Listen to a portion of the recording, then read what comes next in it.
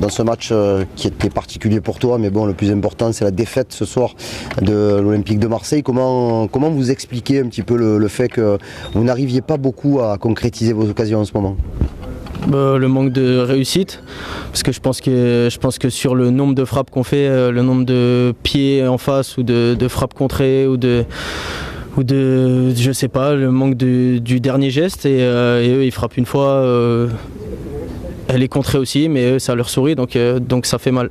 Le coach était très positif en conférence de presse en disant que tous les joueurs étaient très tristes, mais que si vous jouiez tous les matchs comme ça, vous les gagnerez, sauf que les 3 derniers, vous les avez perdus. Ouais, c'est sûr. Après, il y a des explications là où on peut en mettre et il y en a d'autres où c'est compliqué d'en trouver directement. On a fait un gros match, je trouve, et on n'est pas récompensé. Maintenant, voilà, je pense que dans le projet de jeu, on a été super cohérent. En tout cas, une très grosse partie du match et à mon avis, je pense que si on a un peu de réussite sur le premier but pour nous, je pense que le match il tourne en notre faveur. Donc c'est frustrant, mais comme il l'a dit, il faut qu'on garde le positif, même si c'est pas évident ce soir, mais voilà, il faut garder ça. Je sais pas si tu as revu les images, mais sur ton occasion en fin de première, ça touche le poteau. Est-ce que tu peux revenir sur cette action? Est-ce que pour toi c'est un peu le tournant? Peut-être. C'est voilà, j'ai le rebond que je pense pas avoir de cette manière-là. Je pense qu'elle fuse un peu alors que je la voyais plus rebondir. Et quand je frappe, je la frôle à peine alors que pour moi c'était fort coup de pied dans le coin ouvert. Donc voilà, c'est des petits détails mais qui tournent pas en notre faveur pour l'instant. Vous pouvez glisser un petit peu au classement, là il y a Monaco et Rennes qui sont juste derrière. Est-ce que ça vous inquiète un petit peu le fait que ça se resserre, que vous soyez un petit peu distancé ou pas trop?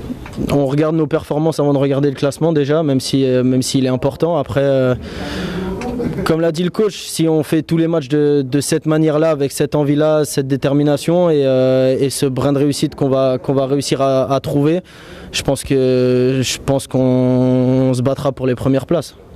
Autre compétition, autre dynamique, mercredi aussi contre Francfort avec quelque chose de grand à aller chercher en Allemagne.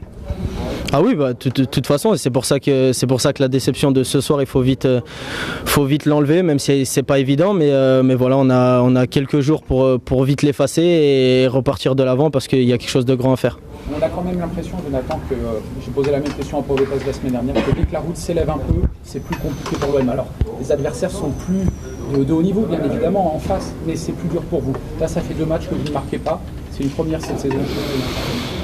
Ouais, après moi les stats je les connais pas par cœur, mais oui, après il y a des bonnes équipes en face aussi. Voilà, je pense que sur un coup du sort, ça aurait pu tourner en notre faveur aussi. Donc voilà, il y a des choses qui sont pas explicables. En tout cas là, comme ça, j'ai pas d'explication sur ça. Mais je trouve que dans la dynamique du jeu, on a quand même été costaud et je pense que c'est ce qu'il faut garder avant tout. Jonathan, juste un petit mot sur comment tu as vécu la soirée, toi, personnellement. C'était un rendez-vous forcément particulier? C'est spécial, c'est plaisant parce qu'on retrouve ceux avec qui on a joué. C'était la première fois pour moi. Maintenant voilà, c'était un match comme un autre en tout cas avec de gros enjeux et l'enjeu on l'a perdu ce soir donc va falloir vite réagir.